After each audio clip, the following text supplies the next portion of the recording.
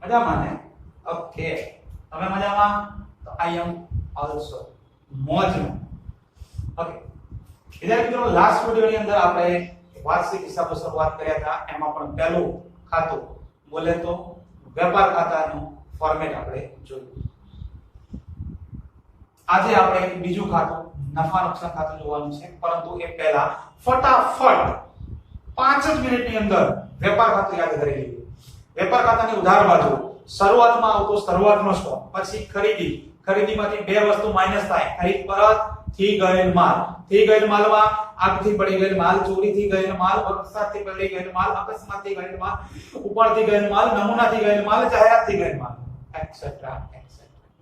ત્યાર પછી ખરીદીના ખર્ચા. ખરીદીના ખર્ચામાં આપણે એક સૂત્ર યાદ રાખ્યું હતું, આમ જ કલાકના દરે ડેલો ભોગવો. આ એટલે શું હતું? આવકમાં ગાડા પડોમાં એટલે મજૂરી જવા એટલે ટકા, ક એટલે ક્લિયરિંગ ચાર્જ, લારી ભાડું, ક એટલે કસ્ટમ ડ્યુટી. ઓકે, કલાક ના તો હતું નહીં. દરે બોલે તો ધર્માયો રેલવેનો, ડેમરેજ, ડોક ચાર્જ, ગોદી ચાર્જ, ખરાજા ખર્ચ, વોરફેક્સ. ઓકે, એટલે આમ જ કલાકની અંદર ડેડો ભોગવો એટલે ખરીદીના ખર્ચા પૂરા. પછી ઉત્પાદનના ખર્ચા, ઉત્પાદક મજૂરી, રોયલ્ટી, કારખાના ખર્ચા, એમાં કારખાનાનું ભાડું, કારખાનાનું બિલ્ડિંગ, કારખાનાનું બળતણ, કારખાનાનો ખર્ચો. પછી ઓઇલ ગ્રીસ. ત્યાર પછી કારખાના મકાનનો ઘસારો, પ્લાન્ટ યંત્રનો ઘસારો. છેલ્લે તફાવત આવે તો પાછો ક્યાં લઈ જવાનો? નફા નુકસાન ખાતે. હા, ક્યાં લઈ જવાનો? નફા નુકસાન ખાતે. કઈ બાજુ તફાવત આવ્યો? કઈ બાજુની વાત કરી આપણે? ઉધાર બાજુ. વેપાર ખાતાની ઉધાર બાજુ તફાવત આવ્યો કાચો નફો. ક્યાં લઈ જવાનો? નફા નુકસાન ખાતે. ઉધાર બાજુ તફાવત આવ્યો ને એ ક્યાં લઈ આવવાનો? નફા નુકસાન ખાતે. ઉધાર બાજુથી તફાવત આવ્યો એ આવે ક્રોસ એન્ટ્રી. યાદ રાખો, ઉધાર બાજુની આવે નફા નુકસાનમાં જમા બાજુ. તો અહીંયા આગળ મેં નફા નુકસાન ખાતું દોર્યું છે. વેપાર ખાતાની ઉધાર બાજુથી તફાવત આવ્યો તો કાચો નફો એ અહીંયા આગળ આવે જમા બાજુ. અહીંયા આગળ પહેલા લખીશું કાચો નફો. ક્યાંથી લાવ્યા? તો એ લખીશું વેપાર ખાતેથી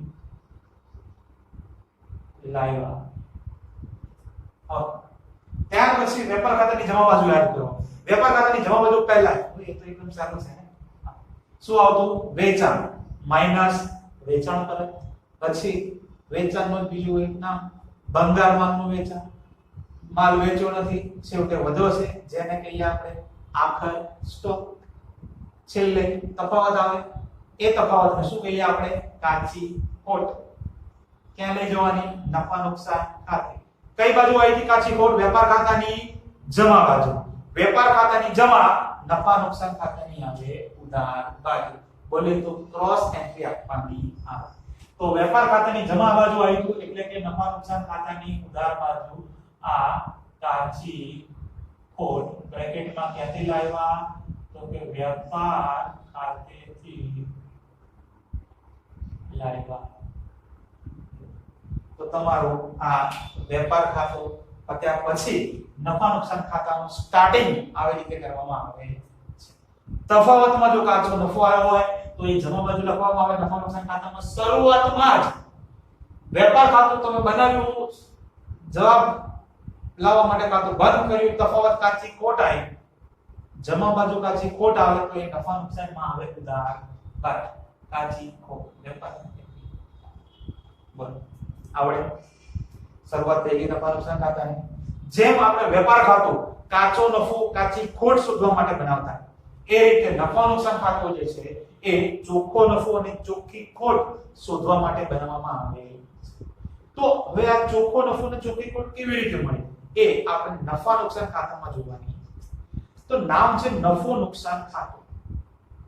જે રીતે વેપાર ખાતામાં વસ્તુની ખરીદી અને વસ્તુનું વેચાણ, એ રીતે ખરીદીને ખર્ચા, ઉત્પાદનને લગતા ખર્ચા, એના આધારે તમે વેપાર ખાતું બનાવ્યું. એ રીતે અહીંયા આગળ નફા નુકસાન ખાતું બનાવવાનું છે કે જેની અંદર આવક અને ખર્ચા બેની નોંધ થાય છે. એ તમને ખબર જ છે કે જેની વેપાર ખાતું જેમ હતું એ રીતે નફા નુકસાન ખાતામાં ઉપજ ખર્ચ ખાતાનો નિયમ એપ્લાય કરીએ. ખર્ચ નુકસાન ઉધાર કરતા વેપાર ખાતામાં એ જ રીતે ખર્ચા બધા ઉધાર જ કર્યા હતા. આવક વેચાણ ધંધાની મુખ્ય આવક છે તો આપણે જમા બાજુ કરી હતી એ વેપાર ખાતું. અહીંયા આગળ નફા નુકસાન, ખર્ચ નુકસાન ઉધાર, જેટલા પણ ખર્ચા અને નુકસાન થતું હશે બધા ઉધાર બાજુ લખવામાં આવે છે અને જેટલી પણ ધંધામાં આવકો થતી હશે બધી જમા બાજુ લખવામાં આવે. નિયમ પ્રમાણે કામ કરવાનું. પણ ખર્ચામાં કેવા કેવા ખર્ચા લખવામાં આવે? તો સૌથી પહેલા એની વાત તો નફા નુકસાન ખાતાની અંદર ઓફિસને લગતા ખર્ચાઓ જે હોય, ધંધાનો જે વહીવટ કરવાનો છે, ઓફિસ કે પછી વહીવટ બંને વસ્તુ એક જ કહેવાય. ઓફિસમાં વહીવટ થાય તો એ ખર્ચા લખવામાં આવે. વસ્તુનું વેચાણ કરવાનું છે તો વેચાણ વિતરણના ખર્ચા કરવામાં આવે. ધંધાની અંદર જે પણ નાણાકીય વહીવટ થતા હોય ટ્રાન્ઝેક્શન બેંક દ્વારા તો એ નાણાકીય ખર્ચાઓ આવે. આવા બધા ખર્ચાઓ ઉધારમાંથી લખવામાં આવે. જોઈએ બરાબરથી સ્ટેપ બાય સ્ટેપ. સૌથી પહેલા તો આપણે હેડિંગ આપું છું, અહીંયા આગળ ધ્યાન રાખજો. પહેલો જ ખર્ચો એટલે કે હેડિંગ આપું છું ઓફિસ કે પછી વહીવટી ખર્ચા. ઓફિસના લગતા ખર્ચા કહો કે વહીવટને લગતા ખર્ચા. ચલો સ્ટેપ બાય સ્ટેપ. સૌથી પહેલા જ ઓફિસને લગતો ખર્ચો, જો ઓફિસ આપણી પોતાની ન હોય, ધંધો તો ગમે તે રીતે શરૂ કરી શકાય ને, તો ઓફિસ આપણી નથી એટલે કે ભાડે રાખેલી છે તો પહેલો જ ખર્ચો ઓફિસનો ભાડો. તો અહીંયા આગળ આ લખું છું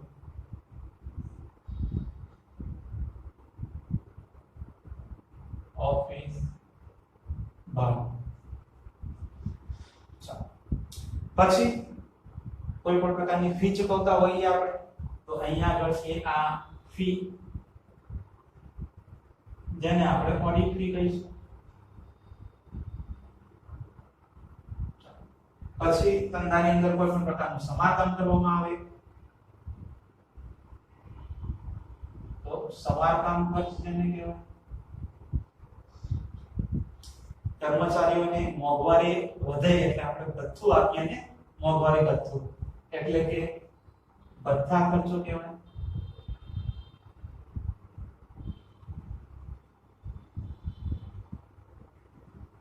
ઓકે, એ જ રીતે જ્યારે આપણે કોઈ વીમાની અંદર ફાળો આપતા હોઈએ તો એને કહેવાય રાજ્ય વીમા યોજનામાં ફાળો. રાજ્ય વીમા યોજનામાં ફાળો. ક્યાં આગળ ફાળો આપવાનો છે? રાજ્ય વીમા યોજનામાં ફાળો. ઓકે.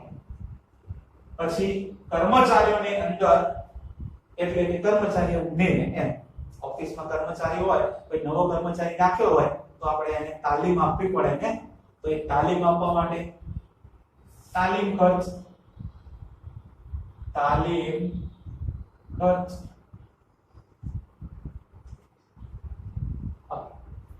ધંધાની અંદર પેન, પેન્સિલ, કેલ્ક્યુલેટર ઓફિસની અંદર જરૂર પડે ને આ બધી, જેને આપણે શું કહીએ એક પ્રકારની સ્ટેશનરી. તો આ સ્ટેશનરી ખર્ચ. પછી ટ્રેન હાલો એટલે કે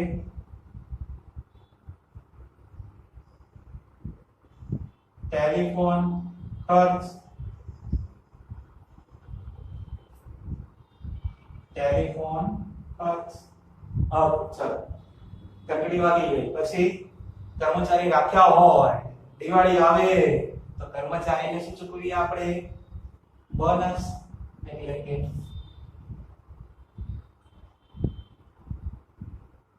બોનસ.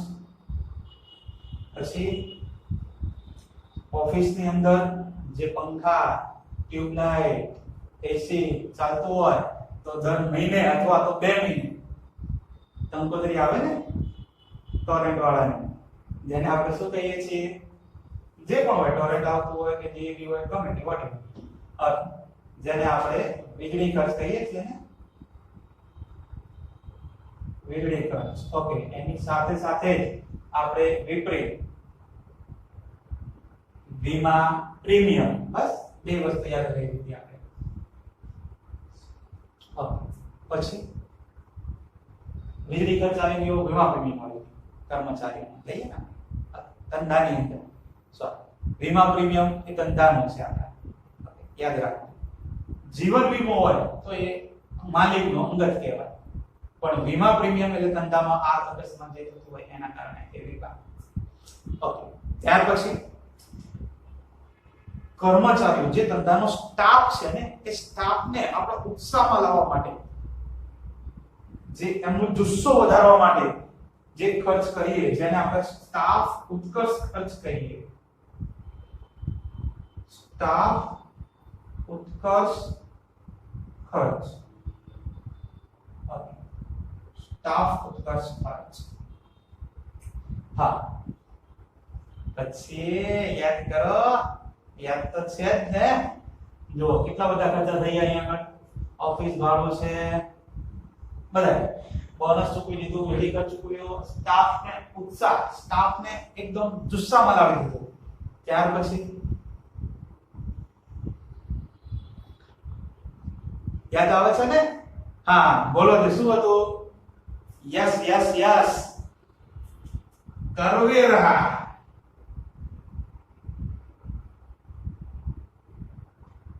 કરવેરા વીમો જેને કહીએ.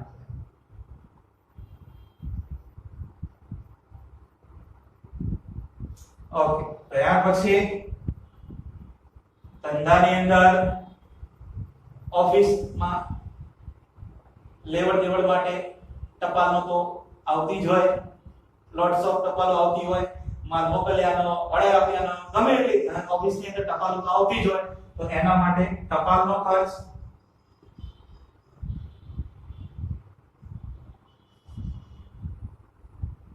પછી જો કોઈ ઝઘડો થયો હોય ઓફિસમાં કોઈની સાથે, કોઈ ગ્રાહકની સાથે, તો પછી આપણે કોર્ટમાં જઈએ, જેનો કાનૂની ખર્ચ થાય.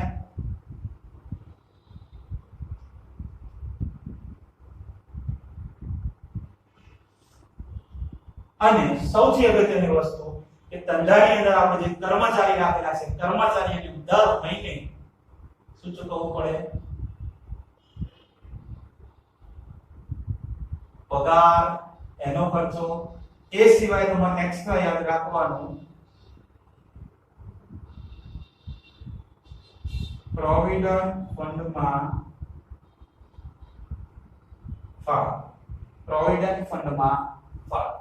આટલી વસ્તુ યાદ રાખવાની છે. આ તમામે તમામ ખર્ચાઓ કયા છે? ઓફિસ અને વહીવટના ખર્ચાઓ. જો વિદ્યાર્થી મિત્રો તમારે ગોખવા ના પડે ને એના માટે મેં તમને એક એક શબ્દ સમજાવતો ગયો અને ફોર્મેટ આખું તૈયાર કરતો ગયો ધીમે ધીમે ધીમે. કેટલા બધા શબ્દો થઈ ગયા. આ બધા શબ્દો એવા છે, બધા ક્યાં વપરાય? ઓફિસ અને વહીવટને ખર્ચ. ઓફિસમાં જો વપરાય એવા બધા ખર્ચાને અહીંયા બતાય. એકદમ સિમ્પલ. મગજમાં ખાલી આટલું યાદ રાખો કે ઓફિસ અને વહીવટી ખર્ચા આ બધા એક વખત આપણે સમજી લીધા. સમજાઈ ગયા પછી ખાલી આ હેડિંગ યાદ રાખો. ઓફિસ વહીવટી ખર્ચા એટલે બધું તમને યાદ. ઓકે, આ પહેલો પોઈન્ટ તો ઓફિસ વહીવટને લગતા ખર્ચા. ત્યાર પછી હવે બીજા ખર્ચા માટે નવું પેજ લઈ લે. ચલો બસ નવું પેજ જ લઈ. હવે તો નવા પેજ માટે આપણે ઓફિસ વહીવટને નહીં અહીંયા થોડું પૂરું કરજો. ઓકે, બીજા ખર્ચા લખી દઈએ. બે ચાર ખર્ચા જેમાં આવતા હોય તો એ છે નાણાકીય ખર્ચા.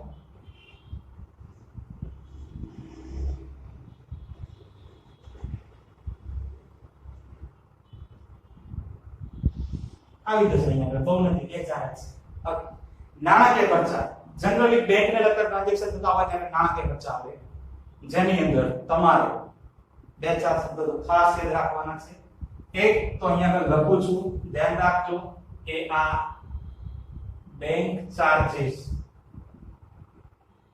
પછી બેંક કમિશન, અને સૌથી અગત્યના બે વ્યાજ આવશે. એ પણ તમારે નાણાકીય ખર્ચામાં યાદ રાખવાના છે. તો બે વ્યાજ કયા છે? તો એક તો આવશે લોન પર વ્યાજ,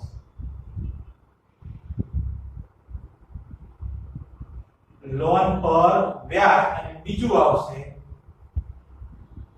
ડીઓડી નું વ્યાજ. ડીઓડી નું વ્યાજ જેને આપણે બેંક ઓવરડ્રાફ્ટ નું વ્યાજ કહીએ છીએ. હા, નાણાકીય ખર્ચામાં બે વ્યાજ યાદ રાખવાના ખાસ. એક લોન પરનું વ્યાજ, જેને આપણે લીધેલી લોન કહીએ. જે લોન આપણે લીધી હોય એનું વ્યાજ તમારે ચૂકવવું પડે. પછી કોઈ પણ લોન હોય, મિત્રની લોન હોય, બેંકની લોન હોય, ભાગીદારની લોન હોય, બધી જ લોન પરનું વ્યાજ, જે લોન લીધી છે ધંધાએ એનું વ્યાજ આપણે ચૂકવવું પડે, તો એ આપણા માટે ખર્ચો છે. તો એ લોન પરનું વ્યાજ. બેંકમાંથી બેંક ઓવરડ્રાફ્ટ લીધો હોય તો એ બેંક ઓવરડ્રાફ્ટનું વ્યાજ. અને જો તમે 11મા ધોરણમાં ભણતા હોય તો હજી એક વ્યાજ આવે. કયું વ્યાજ? એક્સેલન્ટ, મૂડી પરનું વ્યાજ. ત્રીજું એક વ્યાજ અહીંયા આગળ એડ થાય, મૂડી પરનું વ્યાજ. ધોરણ 11 માં આવતું. 12મા ધોરણમાં આપણે અલગથી ફોર્મેટ બનાવવાનું છે મૂડીનું, એટલે ત્યાં જતું રહેશે. એક ખાલી મૂડી પરનું વ્યાજ અહીંયા આગળ નફા નુકસાનમાં ન આવે. બાકી તમે જે 11મા ધોરણમાં ભણ્યા એનું એ જ 12મા ધોરણમાં સેમ ટુ સેમ એ જ ફોર્મેટ. ઉધાર બાજુથી એક જ એન્ટ્રી કટ થાય, એ ખાલી મૂડી પરનું વ્યાજ. બાકી આખો ફોર્મેટ 11મા ધોરણનું બેઠે બેઠું 12મા નહીં. હવે તો નાણાકીય ખર્ચામાં આ ચાર વસ્તુ યાદ રાખવાની. બે વ્યાજ અગત્યના છે, લોન પરનું વ્યાજ, ડીઓડી નું વ્યાજ. બાકી બેંક ચાર્જીસ, બેંક કમિશન તો આવવાના છે. એટલે પહેલું યાદ થઈ ગયું આપણને ઓફિસ વહીવટી ખર્ચા. બીજું આ નાણાકીય ખર્ચા. ત્રીજા મહત્વના ખર્ચા છે, જેમ ખરીદી માટે વેપાર ખાતામાં ખરીદીના ખર્ચા આવતા, એ રીતે અહીંયા આગળ વસ્તુનું વેચાણ કરીએ તો વેચાણ વિતરણના ખર્ચા.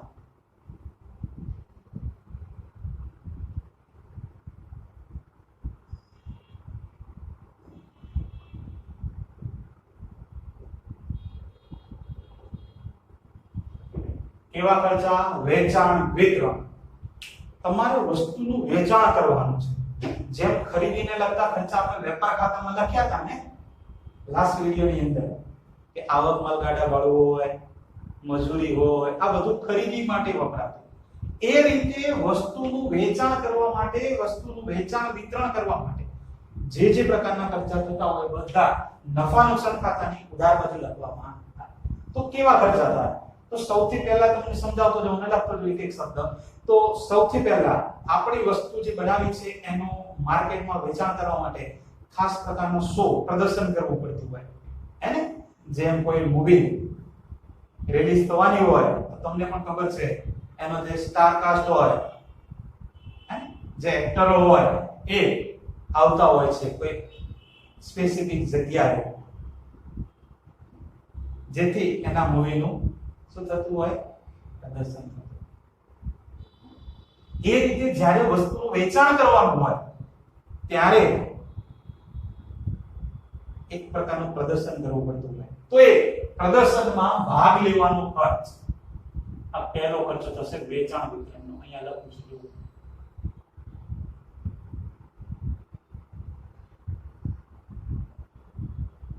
પ્રદર્શનમાં ભાગ લેવાનો ખર્ચ. પ્રદર્શનમાં ભાગ લો તેનો ખર્ચ. ઓકે, પછી પ્રદર્શનમાં ભાગ લઈએ એટલે આપણી વસ્તુની શું કરવી પડે? જાહેરાત કરવી પડે. એટલે કે બીજો ખર્ચો, જેને આપણે કહીએ છીએ જાહેરાત ખર્ચ. ઓકે, પછી વસ્તુનું જાહેરાત થઈ ગઈ, હવે ગ્રાહકોના ઓર્ડર આવવા મળ્યા. આટલો માલ મોકલાવો, 10,000 નો માલ મોકલાવો, 10 લાખ નો માલ મોકલાવો. તો એ માલ મોકલાવવા માટે આપણે વસ્તુનું પેકિંગ કરવું પડે. તો એના માટેનો ખર્ચો એટલે કે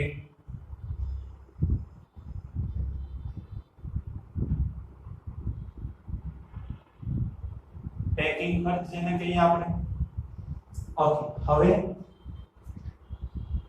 પેકિંગ થઈ ગયું, પછી વસ્તુ વેચી છે ને, વેચીએ એટલે ટ્રક દ્વારા માલ જાય, ગાડીમાં માલ જાય, સકડામાં માલ મોકલીએ, છોટા હાથીમાં માલ મોકલીએ. જેમ વસ્તુની ખરીદી માટે આવક માલ ગાડા વાળો આવતો, તો વસ્તુની વેચાણ કરીશું ત્યારે જાવક માલ ગાડા વાળો તેને કહીએ. જાવક માલ ગાડા ભાડું. હવે જાવક માલ ગાડા ભાડું પણ ચૂકવી દીધું. કદાચ આપણા ધંધામાંથી આપણે અથવા તો આપણો એકાઉન્ટન્ટ કે આપણો લોકર કે આપણો પાર્ટનર બીજા કોઈ ધંધાની અંદર, કોઈ ફેક્ટરીની અંદર, કોઈ જગ્યાએ મુસાફરી કરવા માટે જતો હોય ધંધાના હેતુ માટે, તો એનો જે મુસાફરી ખર્ચ થતો હોય એ પણ વેચાણ વિતરણનો ખર્ચો થતો હોય. મુસાફરી ખર્ચ હે, વસ્તુનું વેચાણ માટે જાય છે એટલે ઓર્ડર માંગવા માટે જતો હોય ને, વસ્તુનું વેચાણ કરવાનું હોય ત્યારે તો જ ઓર્ડર આવતા હોય ને, તો એ મુસાફરી ખર્ચ. પછી ચલો આપણે જેમ લારી ભાડો હોય એ બધો ભાડો ચૂકવતો હોય એ રીતે આપણે ધંધાની અંદર કોઈ સ્પેસિફિક વાન રાખેલી છે જે દરેકના ધંધાએ જઈને માલ પહોંચાડે છે, જેને આપણે ડિલિવરી કહીએ છીએ, માલ મોકલવા માટે. તો આ ડિલિવરી વાનનો ખર્ચ.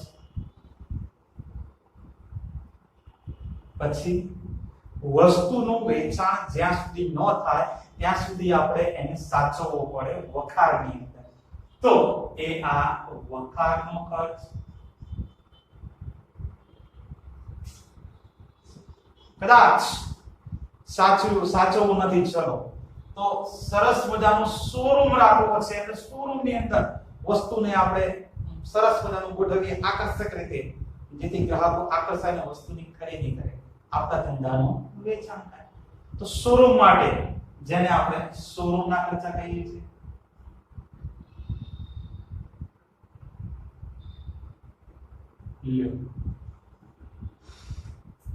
આ બધા જ ખર્ચાઓ કેવા છે? વેચાણ વિતરણને લગતા ખર્ચાઓ છે.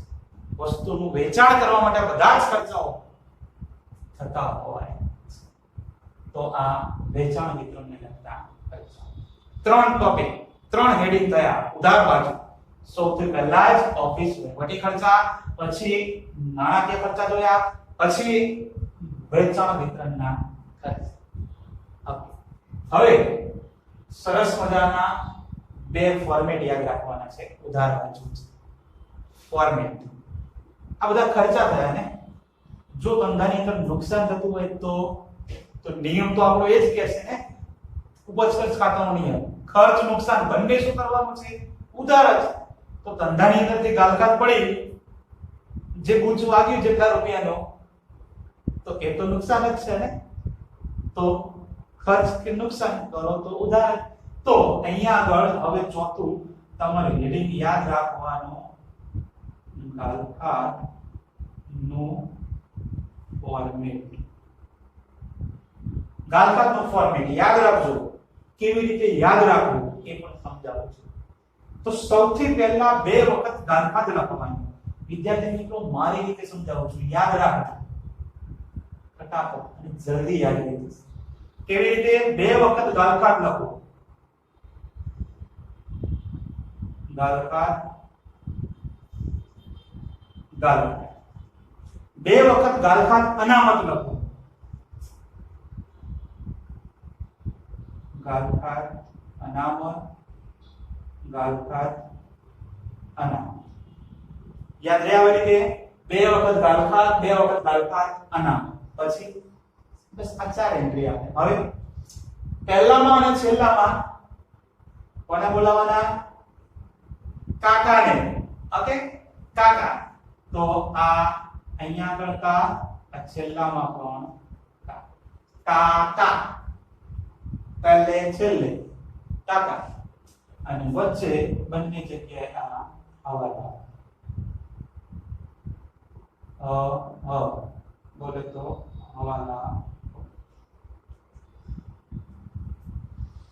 2 વખત ગાલઘાટ લખો, 2 વખત ગાલઘાટ અનામત લખો. પહેલામાં અને છેલ્લામાં કાકાને યાદ કરો, વચ્ચે તે હવાલા. નિશાનીની વાત કરીએ તો આ પ્લસ પ્લસ અને છેલ્લી એન્ટ્રી થાય માઈનસ. કાકા સરળની ગાલઘાટ અહીંયા લખાય, ગાલઘાટ હવાલાની અહીંયા લખાય, ગાલઘાટ અનામત હવાલાની અહીંયા લખાય, ગાલઘાટ અનામત કાકા સરળની અહીંયા લખાય. પછી તફાવત આવે માઈનસ. તફાવત કેવી રીતે લાવવાનો? પહેલા ક્રમનો કરવાનો છે સરવાળો, છેલ્લી એન્ટ્રી એ માઈનસ છે. પહેલા ક્રમનો સરવાળો થાય, છેલ્લી એન્ટ્રી માઈનસ. તો ગાલખાતનું ફોર્મેટ તમારે યાદ રાખવાનું. બે વખત ગાલખાત લખો, બે વખત ગાલખાત અનામત લખો. પહેલામાં અને છેલ્લામાં કાકા લખો. પછી તમે એમ પણ યાદ રાખી શકો કા હ હ કા હ હ કા. વાંધો નહીં, એમ યાદ રાખવાનું. કોણ ના પાડે છે તમને? તમારે યાદ રાખવાનું છે. હું તો મારી ટેકનિક પ્રમાણે તમને કહું છું. ઈઝી રીતે યાદ રાખજો. કાકાને યાદ કરો એટલે બધું યાદ થઈ જાય. પહેલામાં છેલ્લામાં કાકા, વચ્ચે બે અવયવ, પ્લસ પ્લસ માઈનસ. કેમ? તો કે પહેલા ત્રણનો સરવાળો થાય છે છેલ્લે માઈનસ થાય. આ તો તમારું ગાલખાતનું ફોર્મેટ. આવી જ રીતે બીજું એક ફોર્મેટ જે ક્યારેક આવતું હોય છે, આવતું તો હોય છે, વટાવનું ફોર્મેટ. ઓકે, તો આ વટાવનું ફોર્મેટ. બોલો, વટાવમાં શું લખીશું? પહેલા જ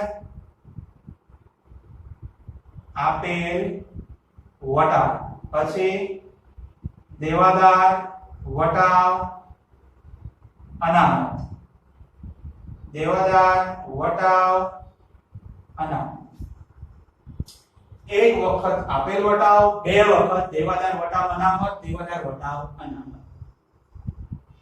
એટલે કીધું તો હવે મારી ટેકનિક પ્રમાણે યાદ રાખો. પહેલામાં અને છેલ્લામાં કાકા, સેમ ટુ સેમ અહીંયા પહેલામાં અને છેલ્લામાં કાકા. આપેલ વટાવની બાજુમાં આ પહેલો કા અને છેલ્લે પણ આ કા. તો વચ્ચે તો તમને ખબર જ છે ને, અહીંયા પહેલા છેલ્લામાં કાકા લખ્યું, પછી વચ્ચે બે એમ બે તો બે માં હવાલા. તો એ જ વસ્તુ અહીંયા આગળ પહેલામાં છેલ્લામાં કાકા, વચ્ચે એક જ છે તો ત્યાં આગળ પણ હવાલા. નિશાની છેલ્લી એન્ટ્રી ખાલી માઈનસ, બાકી બધાનો સરવાળો. તો એ જ વસ્તુ અહીંયા આગળ આ પ્લસ અને આ માઈનસ. છેલ્લી ખાલી કરો માઈનસ.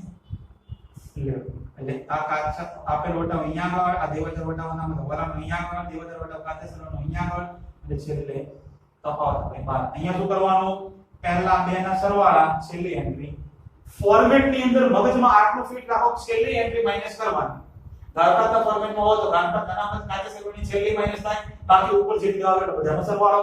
વટાવના ફોર્મેટની અંદર સબસ્ટિટ્યુશન છેલ્લી એન્ટ્રી માઈનસ ઉપર જેટલી આવે બધાનો સરવાળો. તો બે ફોર્મેટ યાદ રાખવાના છે, ગાલખાતનું ફોર્મેટ અને વટાવનું ફોર્મેટ. ફરી કઈ રીતે યાદ રાખવાનું? ગાલખાતનું ફોર્મેટ બે વખત ગાલખાત લખો, બે વખત ગાલખાત અનામત લખો. પહેલામાં અને છેલ્લામાં કાકા લખો, વચ્ચે કરીને હવાલો. પ્લસ પ્લસ યાદ રાખો, ખાલી છેલ્લી એન્ટ્રી માઈનસ, છેલ્લી એન્ટ્રી માઈનસ, ઉપર બધાનો સરવાળો, છેલ્લે માઈનસ કરી તફાવત આવે ડાયરેક્ટ કરી. વટાવનું ફોર્મેટ સેમ ટુ સેમ. આપેલ વટાવ બે વખત લખો, દેવાદાર વટાવ અનામત, દેવાદાર વટાવ અનામત. આની જેમ પહેલામાં અને છેલ્લામાં કાકા, વચ્ચે એક જ ખાલી હવા. પ્લસ અને માઈનસ સેમ ટુ સેમ. અહીંયા પણ એ જ નિયમ, છેલ્લી માઈનસ, તો અહીંયા પણ છેલ્લી માઈનસ. તો ઉપર જેટલી હોય બે હોય એનો સરવાળો કરી છેલ્લી કરો માઈનસ.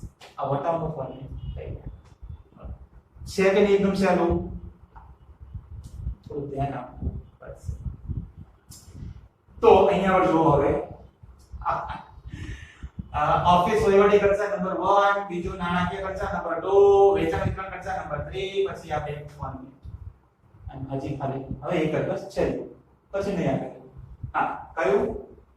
છેલ્લે જે અન્ય બાકી રહેતું હોય એ, એટલે કે અન્ય ખર્ચા ઓબ્લિક નુકસાન. હવે અન્ય ખર્ચા કેવા હોય? તો કે મિલકતોનો ઘસારો,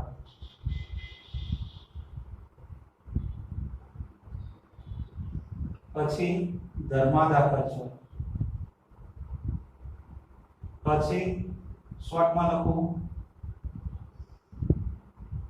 સોરી એક પેલા લખી દો, મિલકત વેચાણ નું નુકસાન. હવે લખું કોઈ પણ પ્રકારનું નુકસાન. મિલકત પરનો ઘસારો છે, મિલકત વેચાણનું નુકસાન છે, ધર્માદા ખર્ચ છે, કોઈ પણ પ્રકારનું નુકસાન છે. હવે કોઈ પણ પ્રકારનું નુકસાન એટલે શું? આગથી નુકસાન થયું તો ત્યાં લખો, ચોરીથી નુકસાન થયું તો ત્યાં લખો, વરસાદમાં માલ પલળી ગયાથી નુકસાન થયું તો અહીંયા લખો, અકસ્માતથી નુકસાન થયું. ઇન શોર્ટ, કોઈ પણ રીતે થયેલ નુકસાન, કોઈ પણ પ્રકારનું નુકસાન થતું હોય, નુકસાન યાદ રાખજો નુકસાન તો એ નફા નુકસાન ખાતાની ઉધાર બાજુ લખવામાં આવે અને બસ હવે અહીંયા આગળ પતી ગયું વિદ્યાર્થી મિત્રો છેલ્લે તફાવત આવે તફાવત આવવાનો હોય અને ઉધાર બાજુ જ્યારે તફાવત આવે એને આપણે ચોખ્ખો નફો કહીએ છીએ અહીંયા આગળ તમને તફાવત મળે શું કહેવાય ચોખ્ખો નફો કહેવામાં આવે છે અને આ ચોખ્ખા નફાને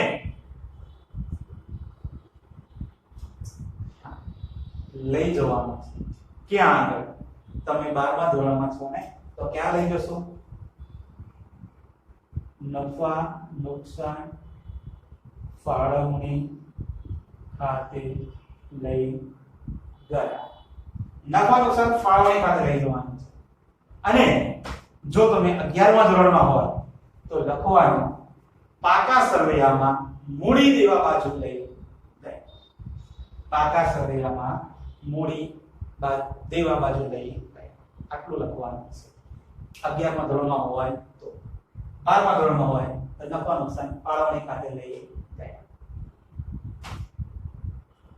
આપણે ઉધાર બાજુ અહીંયા ઉધાર બાજુ પૂરી થઈ છે તો ફટાફટ થોડી એવી નજર નાખો એક વખત જોઈ લો પછી આપણે જમા બાજુની વાત કરીએ અને એ જમા બાજુ એ ખરેખર અગત્યની બાજુ છે અને અગત્યની એટલે કે શેની બાજુ છે ફટાફટ આવડી જાય જેમ આપણે ખર્ચ નુકસાન હતું એ બધે બધું ઉધાર બાજુ લખ્યું હવે જોઈ લઈએ જમા બાજુ ઉપજ ખર્ચ ખાતાનો જ નિયમ ખર્ચ નુકસાન ઉધાર થઈ ગયું તો આવક કે લાભ શું કહીએ આપણે જમા તો જમા બાજુ સ્ટાર્ટ કરું છું તો સૌથી પહેલા જ હું લખીશ મળેલ આવકો કેવી આવકો જે ધંધાને મળતી હોય એક સાથે નામ લખો પછી નામ મળવાની છે ઓકે તો મળેલ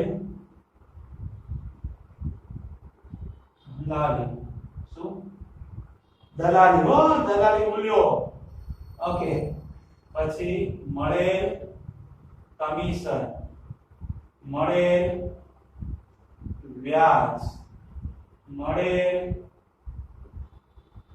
ભાડું મળેલ જેટલી વસ્તુ તમને મળતી હોય તમને બોલે તો ધંધાને મળતી હોય એ બધી અહીંયા આગળ લખવામાં આવે છે મળેલ કમિશન હોય મળેલ દલાલી હોય મળેલ ભાડું હોય મળેલ વ્યાજ હોય કે મળેલ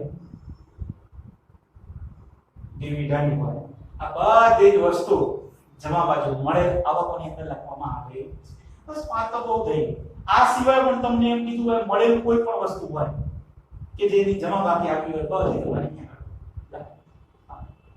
ત્યાર પછી મળેલની વાત થઈ ગઈ પછી જેમ અહીંયા આગળ નાણાકીય ખર્ચા હતા એ જ રીતે અહીંયા આગળ આવે આ નાણાકીય આવકો જેમ નાણાકીય ખર્ચમાં બે વ્યાજ આવ્યા લોનનું વ્યાજ અને ડીઓડીનું વ્યાજ એ જ રીતે જમા બાજુ પણ નાણાકીય આવકોની અંદર બે વ્યાજ આવશે જેમ પહેલું હતું લોન પરનું વ્યાજ તો અહીંયા આગળ આવશે ધીરેથી લોનનું વ્યાજ ધીરેથી લોનનું વ્યાજ બે પ્રકારનું હોય જનરલી લોન જે આવશે તમારે 90% સોરી 90 નહીં 99.99% એ લોન તમે લીધેલી રહેશે કે જેનું તમારે વ્યાજ ચૂકવવાનું જ રહેશે એટલે એ તમારે ઉધાર બાજુ જ લખવાનું આવશે પણ ક્યારેય 0.1% ની અંદર તમે ધંધામાંથી કોઈને લોન આપેલી હશે જેને આપણે ધીરેની લોન કહીએ તમે લોન લીધી છે તો તમારે વ્યાજ ચૂકવવું પડે સ્વાભાવિક છે તમને પણ ખબર પડે પણ તમે કોઈ વ્યક્તિને લોન આપી છે તો એ લોનનું વ્યાજ તમને મળે તો તમને જ્યારે મળતું હોય તો એ તમારી આવક છે તો એના માટે આ જમા બાજુ ધીરેલી લોનનું વ્યાજ લખવામાં આવે છે એ રીતે તમે ક્યાં રૂપિયાનું રોકાણ કર્યું છે તો એ રોકાણનું વ્યાજ તમને મળે તો આ રોકાણનું વ્યાજ એ પણ તમારી આવક છે અને બીજી વસ્તુ વિચારી મિત્રો મેં તમને અગાઉ પણ કહ્યું નાણાકીય ખર્ચાની અંદર જો તમે 11મા ધોરણમાં હોય તો એક વ્યાજ એડ થતું હતું કયું મૂડી પરનું વ્યાજ 11મા ધોરણમાં એ રીતે જમા બાજુ પણ 11મા ધોરણમાં તમે એક વ્યાજ એડ કરતા, કયું હતું? આ બાજુ મૂડી પરનું વ્યાજ આવ્યું તો આ બાજુ એનું વિરોધી ઉપાડ પરનું વ્યાજ. 11મા ધોરણમાં હોય તો બંને બાજુ એક એક વ્યાજ એડ થાય. અહીંયા આગળ મૂડી પરનું વ્યાજ એડ થાય અને અહીંયા આગળ ઉપાડ પરનું વ્યાજ. 12મામાં છો એટલે એડ કરવાનું. 11મામાં ભણતા હોય તો એ વસ્તુ એડ કરવાની.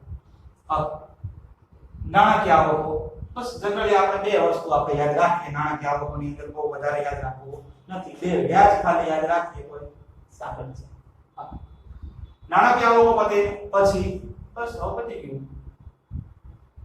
અન્ય આવકો, અન્ય આવકોમાં શું હોય? જેમ અન્ય ખર્ચામાં અહીંયા આપણે બધી ડિટેલ લખેલી છે કે મિલકત પરનો ઘસારો હોય, ધર્માદા ખર્ચો, આ બધા જ ખર્ચા એની એ જ રીતે એ વસ્તુ હવે અહીંયા આગળ અન્ય આવકોમાં લખવાની છે. તો અન્ય આવકોમાં તમે બે ચાર વસ્તુ યાદ કરો છે, કેવી કેવી એન્ટ્રી ત્યાં આગળ આવી શકે છે એ તમારે યાદ કરવાની છે. હા, તો વિદ્યાર્થી મિત્રો તમે યાદ કર્યા કે અન્ય આવકો કેવી કેવી હોય? ઓકે, સરસ. જેમ ધંધાની અંદર નુકસાન થયું હોય તો ગાળખાત એ જમા બાજુ હતી, પણ એ જ ગાળખાતના રૂપિયા છે પાછા આવે એને આપણે શું કહીએ છીએ? ગાળખાત પરત આવીને, તો એ તમારી આવક થઈ કહેવાય. તો એ આ ગાળખાત પરત. ઓકે, ત્યાર પછી પરચુરણ આવક લખી દઈએ. ચલો, પરચુરણ આવકો. પછી જેમ ઉધાર બાજુ વીમા પ્રીમિયમ આવે એ રીતે જમા બાજુ ઉમેદવારનું પ્રીમિયમ આવશે. ઉમેદવારનું પ્રીમિયમ. ઓકે, ઉમેદવારનું પ્રીમિયમ. એ સિવાય જેમ ઉધાર બાજુ તમે મિલકત વેચાણનું નુકસાન થયું તો ઉધાર બાજુ લખ્યું, તો જો નફો થતો હોય તો આ મિલકત વેચાણનો નફો, તો એ આ જમા બાજુ આવે. એ પછી મિલકત વેચાણનો નફો થઈ ગયો તો પછી છેલ્લે જે બે ત્રણ એન્ટ્રી બાકી રહેતી હોય તો એમાં ભંગારની ઉપજ, જેને આપણે વસ્તીના વેચાણની ઉપજ લખી દો. બસ વસ્તી વેચાણની ઉપજ. બસ બસ બહુ થઈ ગયું. આટલું જમા બાજુ બહુ થઈ ગયું, કારણ કે ઉધાર બાજુ બહુ આવ્યું ને. 2 મિનિટ ભરી લેજો. આ તમારે તો ત્રણેય થાય જો વ્યવસ્થિત છૂટું છૂટું લખો. ઓકે, અને છેલ્લે તફાવત આવે જમા બાજુ. તો જમા બાજુનો જે તફાવત છે એને આપણે ચોખ્ખી ખોટ કહીશું, જે તમારે અહીંયા તફાવત આવે. અને એ તફાવતને તમારે 12મા ધોરણમાં હોય તો નફા નુકસાન ફાળવણી ખાતે લઈ ગયા આવું લખવામાં આવે છે. સારું, સિમ્પલ. ચોખ્ખી ખોટ નફા નુકસાન ફાળવણી ખાતે. વિદ્યાર્થી મિત્રો, હું કેમ કહું છું કે તમે 12મા ધોરણમાં હોય તો આવું લખવાનું? કારણ કે આ જે વિડિયો છે એ બંને ધોરણમાં કામ લાગે ને. કેમ? એનું એક છે તો તમે 12મા ધોરણમાં હોય તો યાદ કરો ને કે આમાં ચેન્જીસ ક્યાં થયો. અત્યારે મેં ફોર્મેટ સમજાવ્યું 12મા ધોરણનું, તો એમાં ચેન્જ ક્યાં થયો? બે જગ્યાએ ચેન્જ થયો. ખાલી બંને બાકી એક એક એન્ટ્રી આપણે ઓછી કરી. કઈ એન્ટ્રી? મેં તમને પહેલા જ કહી દીધું, આખે આખું ફોર્મેટ તમે 11માં ભણ્યા હતા, પણ 11માની અંદર આ નાણાકીય ખર્ચાની અંદર એક મૂડી પરનું વ્યાજ લખતા. તમે 11માં હોય તો લખી દીધું. જમા બાજુ જે તમે નાણાકીય આવકો લખી ત્યાં આગળ ઉપાડ પરનું વ્યાજ 11માં હોય તો એડ કરી દેવું. 12માં હોય તો કરવાની કોઈ જરૂર છે? ઓકે, બાકી આખે આખું ફોર્મેટ 11માં હોય કે 12માં હોય કોઈ ચેન્જીસ છે બોલો છે કે નહીં? ચાલો હવે અમુક વસ્તુ છે પછી હવે ખર્ચા બધા યાદ રાખવા પડતા હશે. ઓકે, બરાબર. ફરીથી ફટાફટ આખે આખું ફોર્મેટ જોવાનું છે.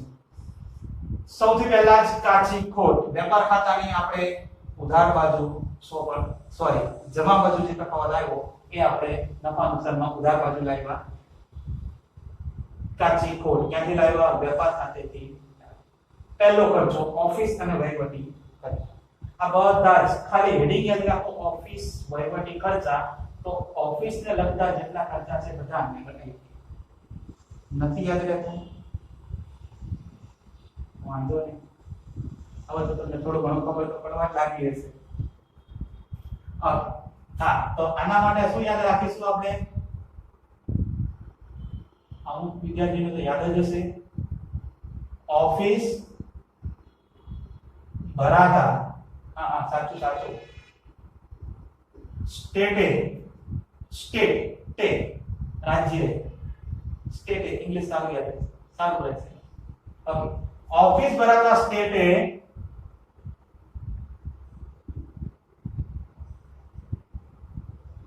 बाईस के 22 રાખો 22%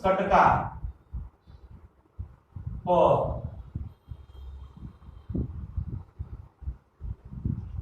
બસ આટલું બહુ એ તમારે યાદ રાખી દેવાનું પ એટલે પાડ્યા તો પડ્યા જે યાદ રાખો એ તો યાદ રાખવાનું ઓફિસ ભરાતા સ્ટેટે 22% પડ્યા કે પાડ્યા ऑफिस भराता स्टेटे 22% पाड्या आटલું યાદ રાખો ऑफिस भराता स्टेटे 22% पाड्या કેમ કેવા ખર્ચો છે આ ઓફિસ વહીવટને લગતો ખર્ચો છે ને ઓફિસ ને વહીવટને લગતો ખર્ચો હોય તો ઓફિસ વાળો સેન્ટેન્સ યાદ રાખવાનું ચાવી ઓફિસ થી જ ખોલે ઓફિસ ભરાતા જેમ ઓફિસ ભરાઈ એમ સ્ટેટે બોલે તો રાજ્ય ગુજરાતીમાં કહીએ તો એના 22% કે 22% પડ્યા કે પાડ્યા આ સેન્ટેન્સ તમારે યાદ રાખવાનું તો હવે તો તમને ખબર પડી જ ગઈ છે કે કઈ રીતે આ બંધ બેસાડવાનું છે છતાં પણ ધ્યાન રાખજો ને યાદ રાખવું જરૂરી છે જો ઓફિસ ચલો ઓ એટલે ઓફિસ ભાડું ફી એટલે આ ફી જેને આપણે ઓડિટ ફી કહીશું સ એટલે કે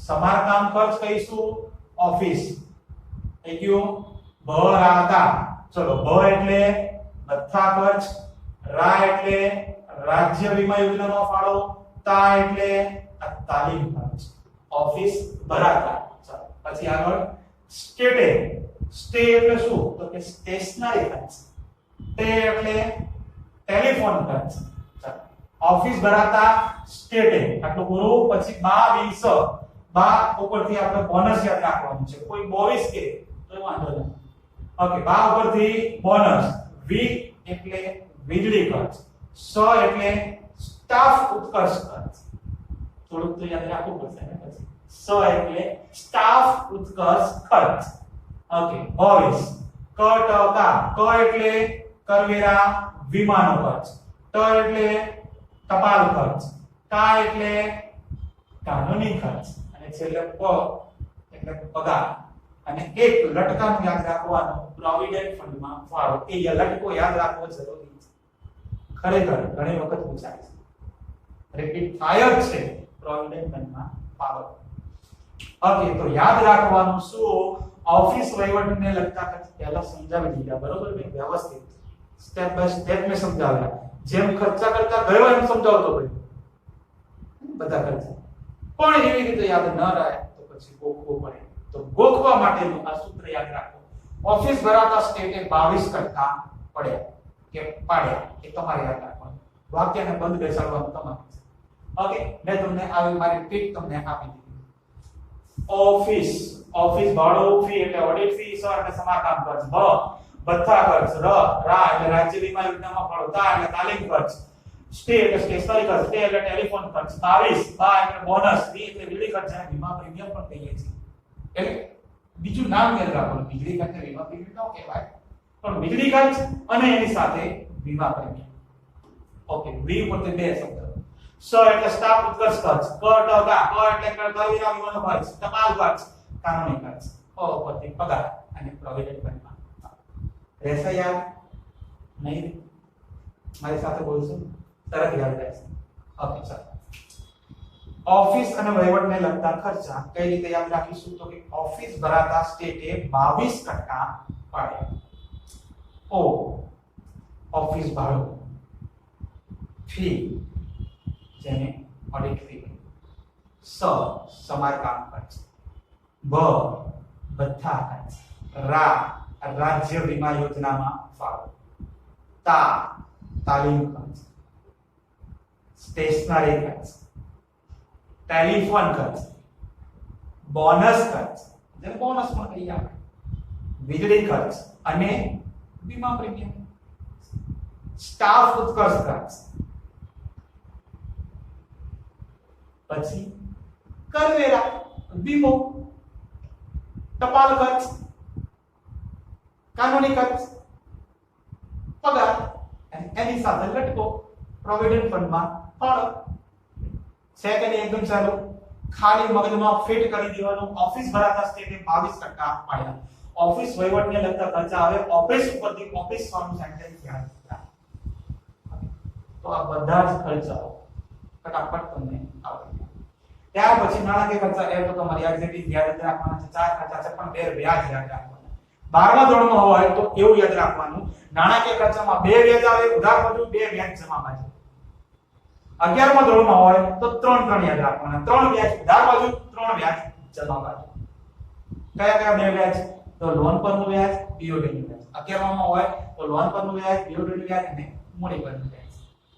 બરાબર છે ને? ત્યાર પછી હજુ ઉધાર બાજુ બાકી છે. પછી 3 નંબરનો ખર્ચો વેચાણ વિતરણ ખર્ચા. વેચાણ વિતરણ ખર્ચા જો તમને મેં વ્યવસ્થિત અહીંયા આગળ સમજાવ્યું છે સ્ટેપ બાય સ્ટેપ, ઓકે, છતાં યાદ ન રહે તો પછી અમુક ને ટ્રીક આપી દો ને. ઓકે, તો આની ટ્રીકમાં તમારે શું યાદ રાખવાનું છે? જાણીમાં થોડું યાદ રાખવું પડશે. આમાં પ્રજા પેજા ની મૂડી લાવશો.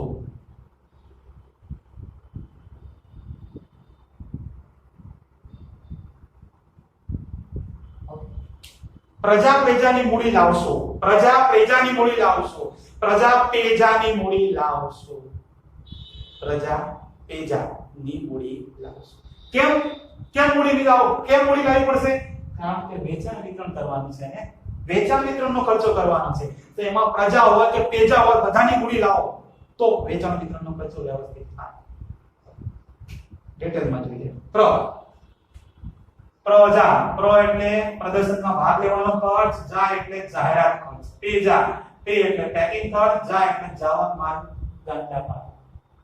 ઓકે, પ્રજા પેજા મૂડી, મૂ એટલે મુસાફરી ખર્ચ, મૂ એટલે કે મુસાફરી ખર્ચ, ડી એટલે કે ડિલિવરી વાહનનો ખર્ચ, મૂડી લાભ પછી લાભ પર રાઉન્ડ છે ને, વસો વ એટલે વખાર ખર્ચ, સુ એટલે શોરૂમના ખર્ચ.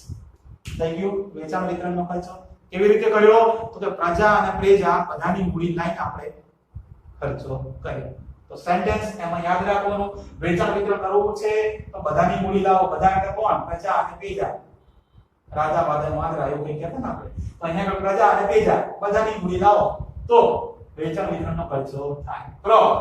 પ્રદર્શનમાં ભાગ લેવાનો ખર્ચ, જા જાહેરાત ખર્ચ, પે પેકિંગ ખર્ચ, જા ચાલકમાં ગાડા વાળું, ની તો રાઉન્ડ છે, મૂડી મૂ એટલે મુસાફરી ખર્ચ, ડી એટલે ડિલિવરી વાહનનો ખર્ચ, પછી લાવ પર રાઉન્ડ છે, વસો વ એટલે વખાર ખર્ચ, સો એટલે શોરૂમનો ખર્ચ.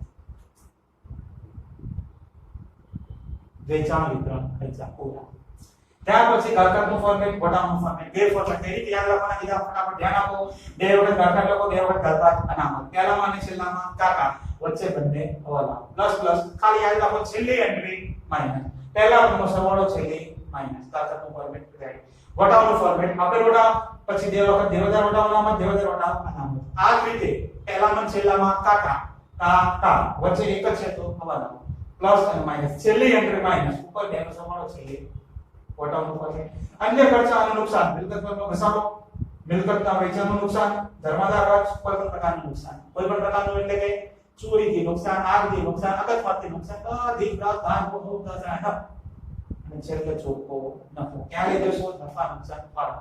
11માં હોય તો કાકા સરવાળામાં મૂડી થાય એ મૂડી દેવા જે રકમ ઉધાર બાજુ ત્યાર પછી જમા બાજુ જમા બાજુમાં જેમ ઉધાર બાજુમાં તમારે કેટલા ફોર્મેટ યાદ રાખવાના છે કેટલા હેડિંગ 1 2 3 4 5 6 હેડિંગ છે ઉધાર બાજુ 6 તો જમા બાજુ અડધા ત્રણ જ હેડિંગ યાદ રાખવાના મળેલ વટા સોરી મળેલ આવકો પછી નાણાકીય આવકો અને અન્ય આવકો ત્રણ આવકો યાદ રાખવાની અન્ય આવકોમાં શું છે મળેલ આવકોમાં શું છે મળેલ દલાલી મળેલ કમિશન મળેલ વ્યાજ મળેલ ભાડું મળેલ ડિવિડન્ડ મળેલ વટા મળેલ જે વસ્તુ મળી હોય બધી અહીંયા લખો ઓકે નાણાકીય આવકો એમાં પણ બે વસ્તુ 12મા ધોરણ માટે ધીરેલી લોનનું વ્યાજ રોકાણનું વ્યાજ 11માં હોય તો એક એડ કરવાનું ઉપાડવાનું વ્યાજ અન્ય આવકોની અંદર સંતોષન ઘાતાકરાર પંચમણ આવકો મેળવાનો પ્રીમિયમ મેળવવાનો પૈસાનો નફો બંગાળની ઉપાડ પછી વેચાણની ઉપાડ ચોથી કોડ ક્યાં લઈ જવાની નફા નુકસાન ફાળવણી 11 હોય તો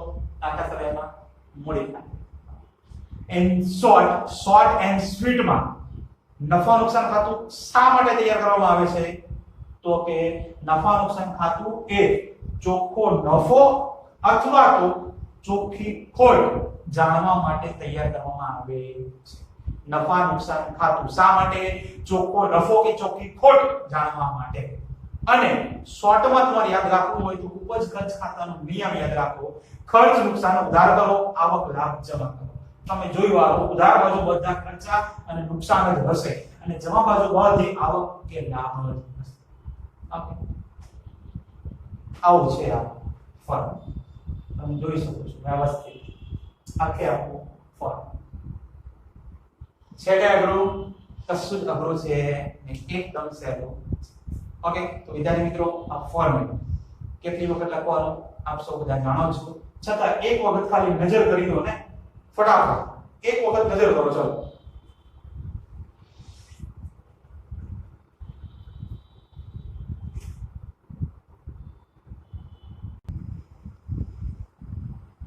ઓકે ચલો તમે જોઈ લીધું છે એકદમ વ્યવસ્થિત આપણે નફા નુકસાન ખાતું અને આ ખાતું કેટલી વખત લખવાનું તે બધી વસ્તુ તમને હવે ખબર જ છે એમાં માર્કિંગ કહેવાનું હોય 5 વખત લખી તૈયાર કરી જ દેવાનું 5 વખત લખી જ નાખવાનું કોઈને પૂછવાનું જ નહીં સ્ટેટ ની અંદર આપણે સૂત્ર શીખવાડ્યા હોય લખાવ્યા હોય 5 વખત કોઈ પણ પ્રકારનું ફોર્મેટ આવે એકાઉન્ટમાં 5 વખત લખી જ દેવાનું પૂછવાનું કારણ કે 11 થી 12 માર્ક્સનો સવાલ છે ને એમને થોડા મળતા હશે ઓકે તો મળીએ ત્યારે નવા વિડિયોની અંદર ત્યાં સુધી Tata bye bye see you અને પ્લીઝ ટેક કેર